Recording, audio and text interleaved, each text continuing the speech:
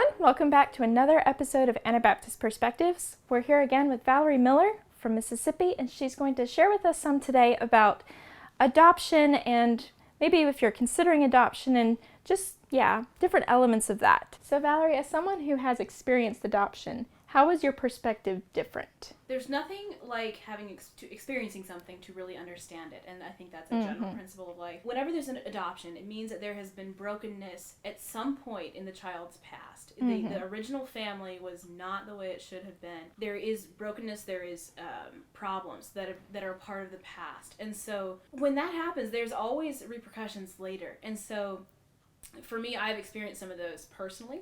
Those repercussions. It's a unique set of emotions that goes along with it, because when the initial foundation of a child's life is not in place, it is unique in the fact that many children already have that foundation in place. And when that foundation has been broken, in the sense that the original family, mother and father relationship was not well or was not healthy, when that foundation is crumbled, it tends to set the child up for struggles and maybe failures or problems later in life. It doesn't have to be that way, but the child is predisposed that way just because the foundation is crumbled at the beginning. In order to really understand that right, you have to have walked through it yourself. And so in that sense, I feel like I understand the loss of identity that comes with having the people who created you not in your life. And that is, in a way, the ultimate foundation. When that has been taken away, it can be very difficult to find who you are because some of those initial things are not in place. And I know a lot of people struggle with their identity and who they really are, but in an adoptee's life, there is even more missing in their background. For someone who may be considering adoption, what would you say to them? I guess the first thing that I would mention to someone who is looking into taking in a child like that of some kind, I would probably say be aware that there has been brokenness in the past. I think sometimes it's easy to think, if we give them enough love, it will just take care of the problem. And there are times it does. Don't misunderstand me. But the fact that there has been brokenness at some point means that there may be trauma to deal with. There may be the rejection to deal with. Be aware of those things, and maybe even read up a little bit on what can happen to a child when they have not had some of those things in place, or if they've been abused or neglected.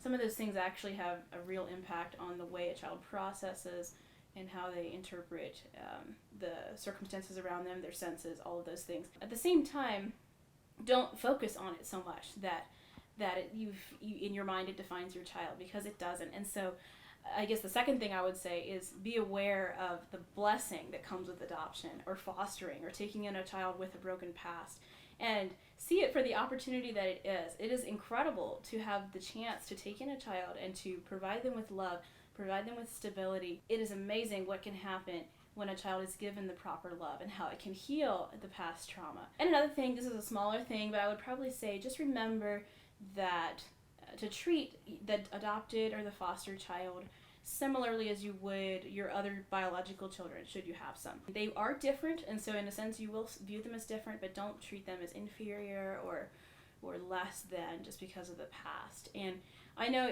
that's something that we don't really set out to do. We kind of think we won't, but I think sometimes it can come out and it can become obvious to the foster child or the adopted child. So what are some things you would say to someone who's been adopted and is struggling with some of those things? I guess first and foremost, I would say don't be afraid to embrace the struggle. The struggle is normal, the struggle is real. And you don't need to deny it, or you don't need to try to stuff it away. For myself, it can be easy to think, we have to have it all together all the time. We can't show that we hurt in those ways. It was difficult to acknowledge the struggle because I felt like it would be, it felt like I wasn't accepting of my adoptive family. I was very accepting of them, and I'm so grateful for the role they played, but I needed to go back into the past and to work through some of those things. So there may be different circumstances in your life that are keeping you from embracing the struggle. But don't be afraid to wade into it and to think about it and to wrestle with it and to cry out to God for help in the middle of it. That's the important thing. Rather than just stay stuck in it and allow it to define you and to control you, work on getting through it. But don't be afraid to get into it in the first place. Now, something, too, we can talk about a little while.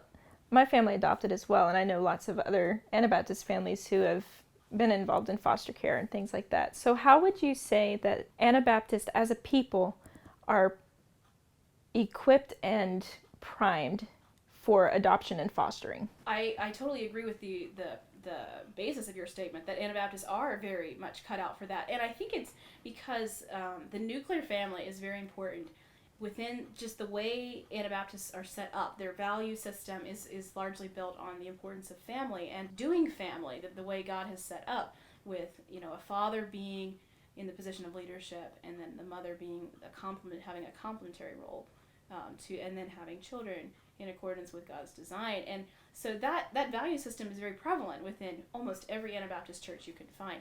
And so just that the sense of importance of family, it just leads naturally to things like adoption and fostering, because Anabaptists just naturally have a heart for children, and especially for those who have come from a broken home situation, whether it be adoption or fostering. Anabaptists have a big heart for those children because they see the importance of family. And so they are very willing to, from my experience, to open their homes to foster care and to adoption, even though there is a lot of brokenness in some of those situations, a lot of struggle with some of those children. Anabaptists as a community largely embrace that struggle. So are there any final thoughts you'd like to share with us before we close?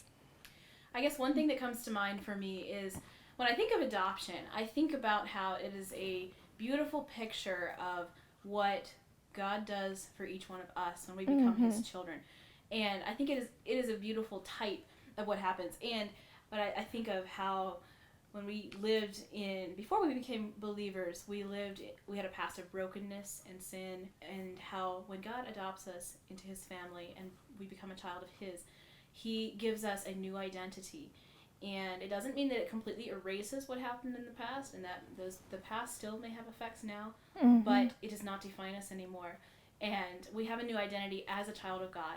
It is because of Him that we can be secure, and we can have peace and joy in Him. I love how adoption is a physical manifestation of what God does for us on a spiritual level, and how adoption in a physical sense helps us understand, I think, what happens in a spiritual sense when we are adopted and we join God's family as His children. Very good. Well, thank you for sharing with us, Valerie. It's so good to hear your perspective and the things you can share with others and help them through their journey. So thank you for sharing.